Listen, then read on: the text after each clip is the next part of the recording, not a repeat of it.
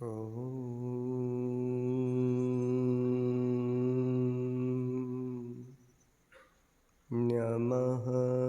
सिद्धेभ्यः।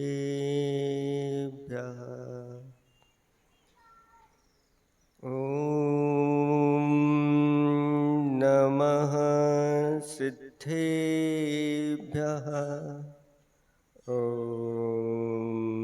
नमः सिद्धेभ्यः। निर्मल जल सामन है जिनका, चंदन से है देव बचन। अक्षत सम अक्षत है श्रद्धा, सुमनो सा सुंदर है तन। नैवेद्य चरित्र ज्ञान है दीपक, वसु विधि करते धूप दहन। ध्यान सुफल है अर्घ्य समाधि, मुनिवर तुमको नित्य नमन।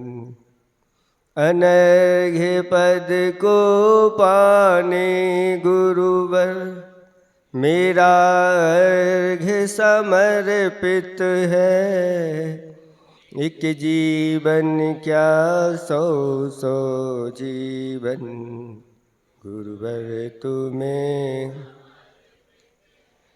ऋषिवर तुम्हें समर्पित। देवादिदेव 1008 गौर झामर के चिंतामणि पारसनाथ भगवान की। देवादिदेव 1008 वर्तमान शास्त्र नायक महावीर भगवान की। परम उपकारी परम पूजिक स्वाट आचार्य प्रवर गुरुवर श्री विद्यासागर जी महाराज की। परम पूजिक स्वाट नवाचारी श्री समय सागर जी महाराज की। 3 कम 9 करोड़ मुनिराजों की। बोलो गौर झामर के उद्धारक परम पूज मुनिवर विमल सागर जी महाराज की, समस्त मुनि संघ की नमोस्तु महाराज जी। धर्म स्नेही भव्यात्माओं, सभी लोग अपनी अपनी जिज्ञासाएं लेकर के आए हैं और चाहते हैं कि हमारा समाधान अभी हो जाए। चाहते हैं कि नहीं? कितने लोग चाहते हैं? सभी चाहते हैं। सभी के समाधान के लिए आचार्य श्री का एक हाइकू आप लोगों को सुना देते हैं, आप लोगों का समाधान हो जाए। जब जहां जो, जब जहां जो जितना जैसा चाहा, जब जहां जो जितना जैसा चाहा, क्या कभी मिला?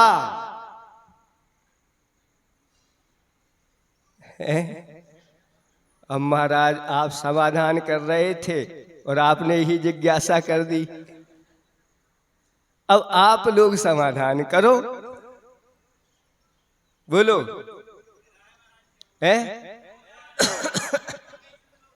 मिला है, ये कह रहा मिला है। आप लोगों को मिला कि नहीं? नहीं मिला। ये कह रहे नहीं मिला। आप लोगों को मिला कि नहीं? सबको मिला। ये कह रहे जितना मांगा था उससे भी ज्यादा मिला। ये सब क्यों मिला? तो आचार्य भगवान कहते हैं कि जब व्यक्ति पुरुषार्थ करता है और अगर उसमें भूमि में बीज बो देता है तो वो बीज निकल करके आता है। ऐसे ही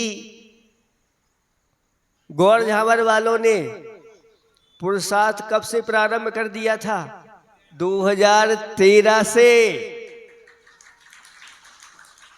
और मिला कब? 2018 में। सुन रहे हैं, सबके समाधान होना चाहिए। अब देखें, गौर झामर के बाद आता है नंबर बांसा वालों का। बांसा वाले जो हैं, जब हम कुंडलपुर जा रहे थे और इनके लिए आशीर्वाद दे गए थे और कहा थोड़ा सा पुरुषार्थ करो, तुम्हारे लिए अवश्य मिलेगा। और तभी से इन्होंने पुरुषार्थ कर दिया प्रारंभ, और वह बहुत जल्दी 15 दिन के अंदर ही वह पुण्य उनका उदय में आया और हम लोग 7 दिन के लिए, लेकिन इनकी अंदर से और प्रबल भावना बनी तो 7 दिन के 21 दिन। ऐसे कई लोग हैं पुरुषार्थ करते हैं। हमने कहा सच्चा पुरुषार्थ कभी खाली, बस विश्वास होना चाहिए। विश्वास की एक किरण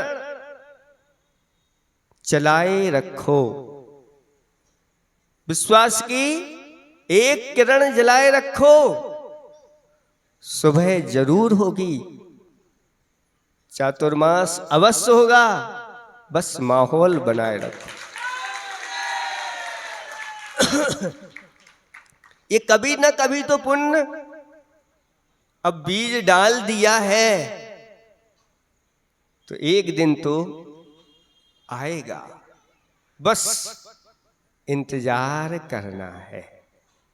अब कितना समय लगेगा? तो कहा है, कहावत है, पड़े रहो दरबार में, धका धनी के खाओ, और एक दिन ऐसा आएगा स्वयं धनी। पड़े रहो दरबार, जो ऐसे सच्चे देव शास्त्र गुरु के दरबार में पड़ा रहता है, प्रतिदिन आता है जाता है, अपनी भावना रखता है, याद रखना ये ऐसा पुण्य संचय हो रहा है कि एक दिन वह स्वयं देव और गुरु के रूप में प्रसिद्धि को प्राप्त हो जाएगा। क्योंकि ये कहीं जा नहीं रहा, ये सब संचय होता चला जा रहा है। इसलिए जिनके पास ऐसा पुण्य नहीं होता तो उनको समय पर वो चीज जब चाहो जैसा चाहो नहीं मिलता। ये समय पर नहीं मिल रहा है, यानी अभी हमारा उस प्रकार का कार्य हुआ है, लेकिन अभी वह उदय में नहीं आ पा रहा, अथवा उसमें अभी कहीं कोई कमी है। इसलिए समय का थोड़ा सा इंतजार करना है, क्योंकि यहाँ पर देव शास्त्र गुरु के पास जिन्होंने भी भावना भाई हैं, उनके यहाँ देर है अंधेर भगवान जब भी देता है। ये सब आप लोग इन सूत्रों को जानते हैं, इसलिए इन सूत्रों को हमेशा अपने अंदर लगाए रखना चाहिए और ऐसे ही पुरुषार्थ करना चाहिए। एक राजा था, उसके 3 पुत्र थे। तीनों पुत्रों के लिए उसने अच्छे भव्य कमरे बनवाए और उनमें वह रहने लगे। जब वह राजा वृद्ध अवस्था को प्राप्त हुआ तो विचार किया कि इस राज्य का अधिकारी उत्तराधिकारी कौन होगा, आखिर कैसे परीक्षा की जाए। और विचार बना लिया और तीनों पुत्रों को बुलाया और 4 पैसे प्रत्येक को दे दिए और कहा कि इन 4 पैसों से आप लोगों के लिए अपने अपने ये भव्य कमरे पूर्ण भरना है, खाली नहीं रहना चाहिए। और ये आज ही भरना है, कल के लिए नहीं। सायंकाल में हम अवलोकन करने के लिए आएंगे। दे दिए गए। अब बड़े लड़के ने विचार किया कि ये 4 पैसे हैं।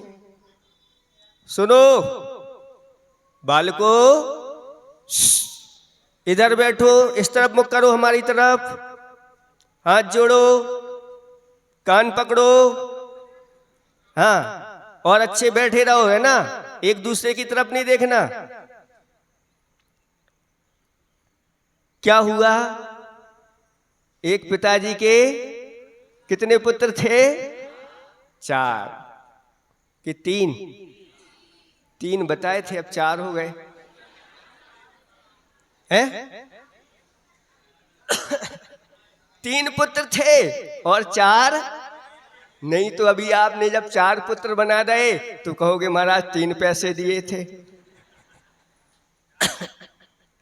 उपयोग इधर उधर होने से 3 के 4 और 4 के 3 हो जाते। और बड़ा पुत्र सोचता है कि 4 पैसे से क्या कभी कमरा भरा जा सकता है?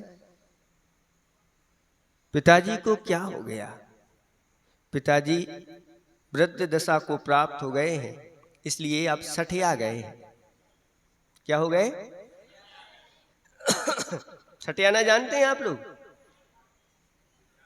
हैं? 60 के हो जाते हैं ना।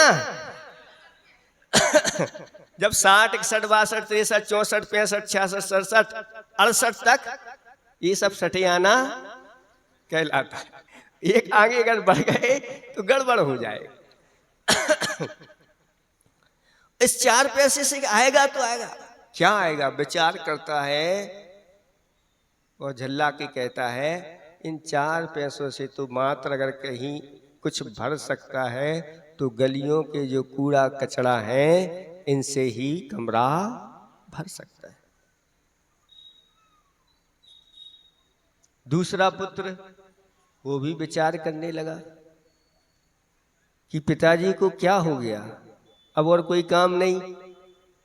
ऐसे राज्याधिकारी होकर के भी ये इस प्रकार की छोटी छोटी बातें करने लगे। इन 4 पैसे से मजदूर भी मिलना मुश्किल होते हैं। आखिर होगा तो क्या होगा? विचार करके विचार बना लिया कि जहां सड़ा गला घास फूस रखा है, अब जिसको कोई नहीं खाता है, कोई अलग करना चाह रहा है तो मजदूर लगा करके उसी से इसको भरना चाहिए। तीसरा बेटा जो छोटा था वह कहता है ये पिताजी ने मुझे दिए हैं और इससे मुझे एक कमरा भरना है। जरूर इसमें पिताजी की बहुत दूर दृष्टि होगी। और विचार कर लिया कि इससे क्या खरीदना है। वह बाजार में जाता है, 1 पैसे से मोमबत्ती खरीदता है, 1 पैसे से अगरबत्ती खरीदता है, 1 पैसे से अच्छा परमात्मा का एक चित्र खरीदता है। अब बचा 1 पैसा। तो 1 पैसे के माध्यम से वह उस घर की विशेष सफाई करवा देता है।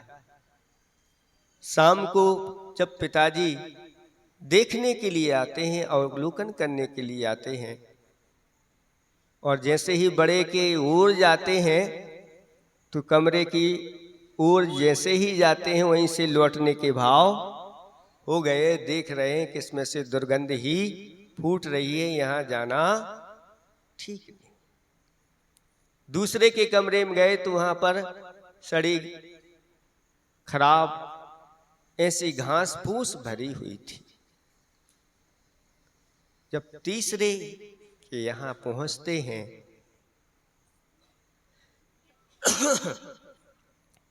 और वहां जाकर के देखते हैं कि कमरा तो खाली पड़ा है, मात्र सफाई है, लेकिन इसमें कुछ भरा तो है नहीं।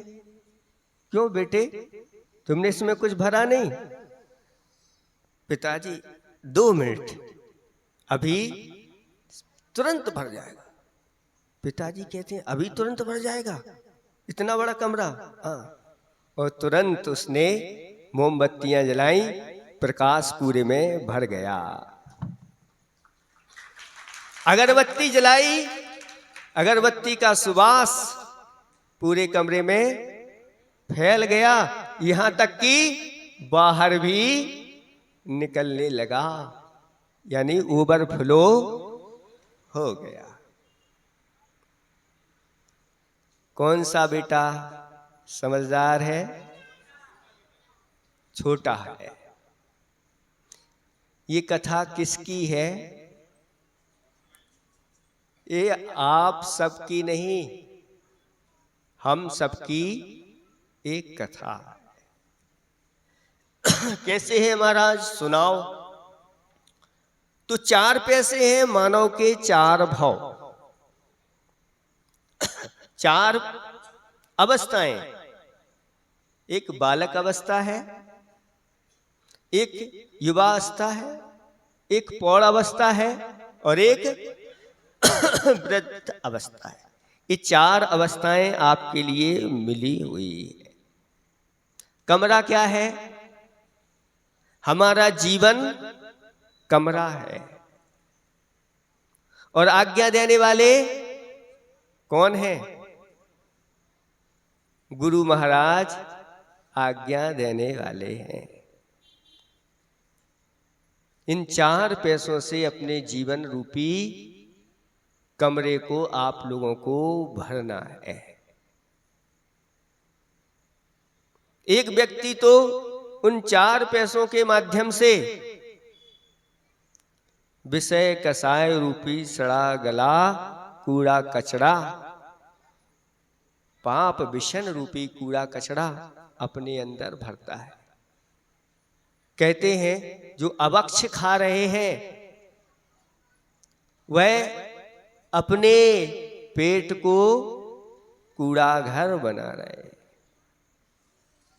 देख लेना अपना पेट कैसा है, कूड़ा घर है कि नहीं। अगर अभक्ष उसमें डाल रहे हैं, क्योंकि कूड़े के घर जो होते हैं उसमें कोई भी चीज आकर के सब डलती चली जाती है। कहीं हमारा पेट कूड़ा घर तो नहीं है। कहीं हम अपने मन में खोटे चिंतन रूपी ऐसा सड़ा गड़ा कूड़ा तो नहीं भर रहे हैं। विचार कर लेना, क्योंकि ऐसा अगर कर रहे हैं तो अपना पूरा जीवन दुर्गंधित हो जाएगा। कोई भी उसको पसंद करने वाला नहीं होगा, दूर से ही वहां से भाग। कोई मान लो शराबी है और शराब पी करके इधर उधर घूम रहा है रोड पर, उसके पास लोग जाते हैं, दूर से ही निकलते हैं, और अगर गंध आ रही है तो नाक दबा करके भी निकल जाते, कोई नहीं पूछता। ऐसे ही अगर अपने जीवन में हमने पापों का संचय किया, असंयम का संचय किया, तो कहीं भी पूछ नहीं होती। जाकर के ऐसी पर्यायों को प्राप्त होते हैं जहां कोई पूछने वाला नहीं होता। दूसरा जो पुत्र है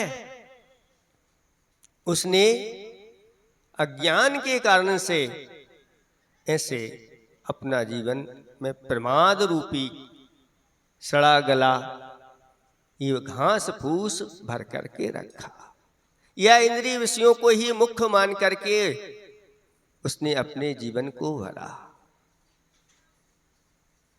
क्योंकि प्रमाद हमारा क्या है? प्रमाद हमारा क्या है? शत्रु कि मित्र? बताओ, नींद अच्छी आ जाए तो वो नींद शत्रु है कि मित्र? बोलो हैं? ये कह रहे मित्र, आप लोग शत्रु। आप पढ़े लिखे हो गए ना, विद्वान, जो सही सही बात है ये बता रहे कि भैया अच्छी नींद आ रही हो तो कोई उठना,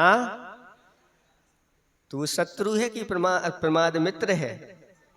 अच्छी तरह से सुला रहा है आपको, आप उठना नहीं चाह रहे हैं। शत्रु को ही हमने मित्र मान लिए। प्रमाद है, निद्रा प्रमाद है। 4 भी कथाएं हैं। कौन कौन सी? भोजन कथा, स्त्री कथा, राज कथा और चोर कथा। इनमें आनंद आता है कि नहीं? आनंद आता है महाराज। तो ये मित्र है कि शत्रु? शत्रु है। देखो शत्रु की प्राप्ति होने पर कैसा आप लोगों को आनंद आ रहा है। 5 इंद्रियों के विषय ये प्रमाद है, अच्छे लगते हैं कि नहीं? शत्रु कितना अच्छा लग रहा है। 5 इंद्रिय विषय, 4 विकथाएं और क्रोध मान माया लोभ, ये 4 कसाएं। निद्रा, स्नेह, ये 15 प्रमाद हैं। लेकिन यही प्रमाद हमें अच्छे लगते हैं, उन्हीं में ही व्यक्ति अपने जीवन को गमा देता है।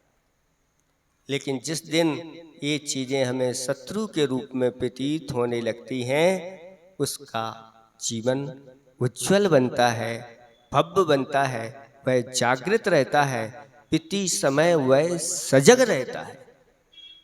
अबे हमें सावधान रखना है, ये कहीं हमारा अहित ना कर दे।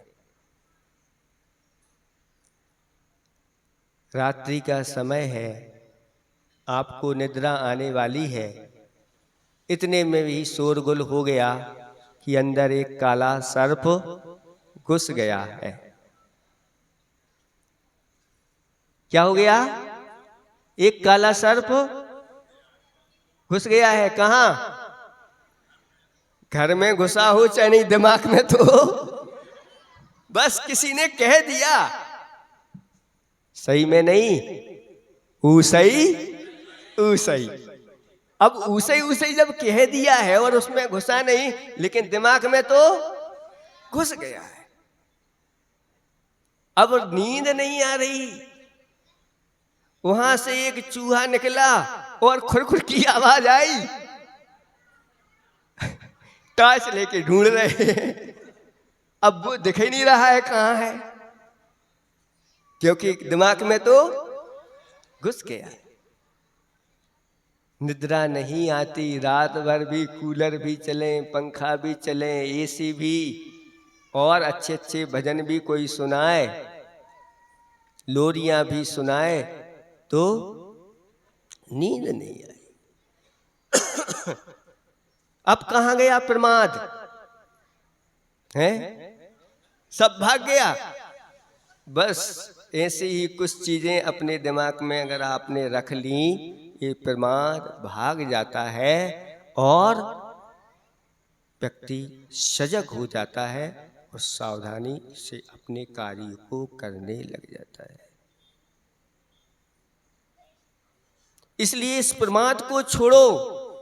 ये मनुष्य जीवन बहुत दुर्लभ है, ये स्वर्ण क्षण हमारे लिए मिले हैं, और अगर हमने इसका सदुपयोग नहीं किया तो फिर पछताने के अलावा और कुछ नहीं होगा। आजकल ये मोबाइल का जमाना है, इसलिए लोग बहुत परेशान हैं कि उनको तो चतुर्मास मिल गया और हमें नहीं मिला। यही नहीं, ये स्थिति रहती है कि जब बहुत सारे चौके लगते हैं और उस चौके में मान लो आहार ना हो एक चौके में, तो इतना उसको दुख नहीं होता जितने लोग कहते भाई सबके यहाँ तो आहार हो रहे हैं, तुम्हारे यहाँ आहार नहीं हो रहे।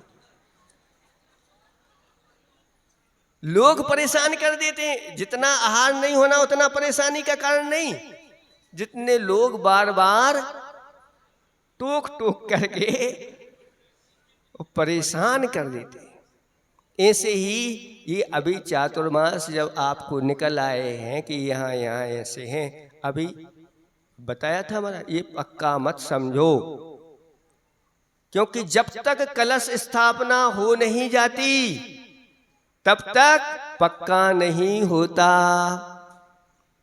जिस दिन कलश स्थापना हो जाए उस दिन पक्का। जाट मरो जब जानियो, जब तेरही समझ गए। चतुर्मास जब जानियो, जब स्थापना हो जाए तब तक नहीं होता। इसलिए अभी कोई चिंता की बात आप लोग नहीं। उस छोटा बेटा था, बहुत विज्ञ था, विचारशील था, विवेकी था, और इस मानव जीवन में उसने जो 4 चीजें खरीदी थी, आप लोगों को भी 4 चीजें प्राप्त करना है। सबसे पहले सिद्धांत, दूसरे पैसे से ज्ञान, तीसरे से संयम और चौथे से ध्यान। अच्छी तरह से ये 4 चीजें हैं। इन 4 चीजों के माध्यम से आप अपना काम कर सकते हैं। ज्ञान की मोमबत्ती आप अच्छी तरह से जलाओ, जिसके माध्यम से हृदय में गाढ़ सिद्धांत प्रकट होगा, और वह ज्ञान भी, इस सिद्धांत उस ज्ञान को भी सम्यक बना देगा। चारित्र की सुवास अपने अंदर फूटना चाहिए, और जहां सम्यक दर्शन, सम्यक ज्ञान और सम्यक चारित्र की त्रिवेणी मिल जाती है, वहां ऐसा ध्यान लगता है कि परमात्मा का चित्राम अंदर प्रकट हो जाता है और जीवन सार्थक हो जाता है। इन्हीं की ओर दृष्टि रख करके आप लोग अपने कार्य करते चलो, और पुरुषार्थ करना अपना काम है। फल किसके ऊपर छोड़ दो? हैं? फल परमात्मा के ऊपर छोड़ दो। परमात्मा को जो मंजूर होगा वही होगा। मंजूरे परमात्मा, मंजूरे परमात्मा। हम भी पुरुषार्थ कर रहे हैं, आप भी पुरुषार्थ कर रहे हैं, लेकिन होगा वही जो परमात्मा को मंजूर होगा। और परमात्मा को जो मंजूर होगा उसको अच्छी तरह से स्वीकार करना, श्रद्धा के साथ स्वीकार करना। अगर श्रद्धा के साथ आपने स्वीकार कर लिया, आपका ज्ञान भी बढ़ेगा, आपका चारित्र भी बढ़ेगा, और आपका ध्यान भी सम्यक ज्ञान होगा, और आपका वह मानो जीवन कमरा ऐसे ही भर जाएगा जो अंदर से आपको पवित्र करेगा, आपके मन को पवित्र करेगा, आपके वचन को पवित्र करेगा, आपकी काय को पवित्र करेगा। इसलिए जब चाहो, जब जहां जो चाहो, जितना चाहो, जितना जहां चाहो, क्या कभी मिला? हाँ, मिला।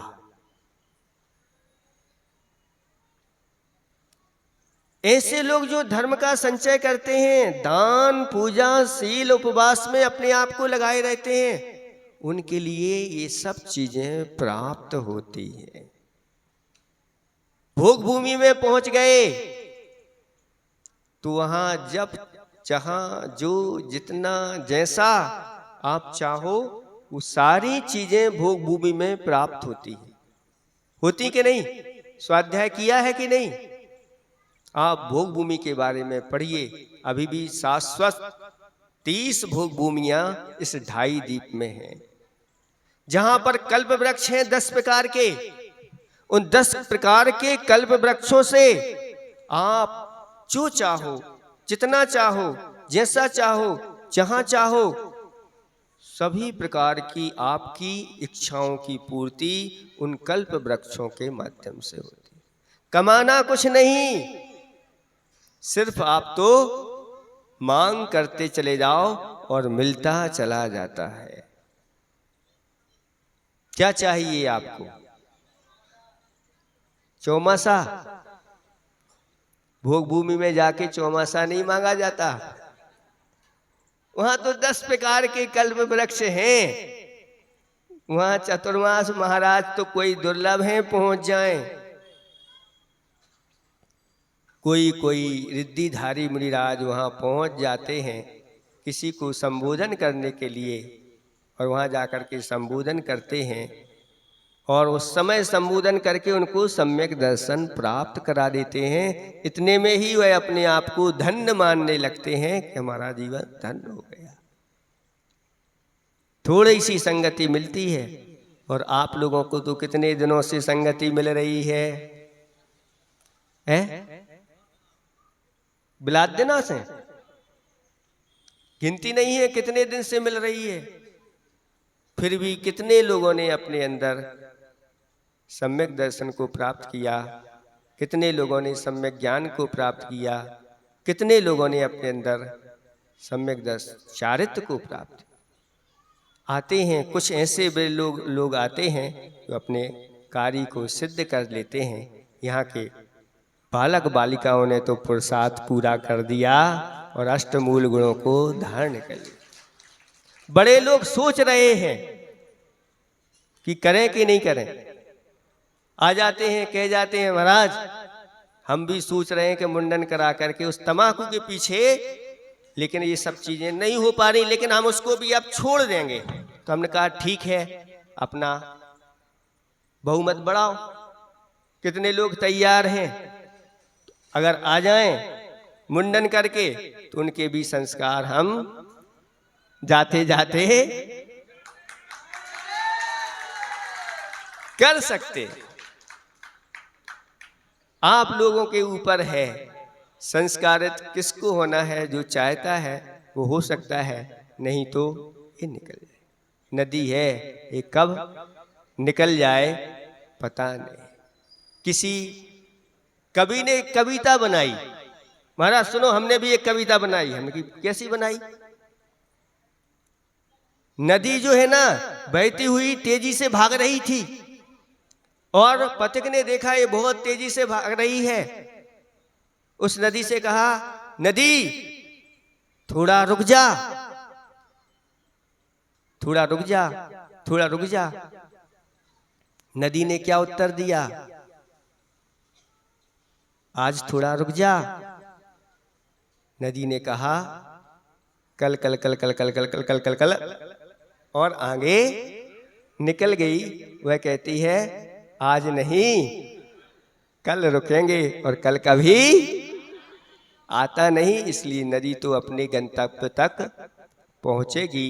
हाँ इतना है, उस नदी को भी लोग अपनी भावनाओं के माध्यम से बांध लेते हैं। अब देखते हैं कहाँ कौन की भावना कैसी होती है।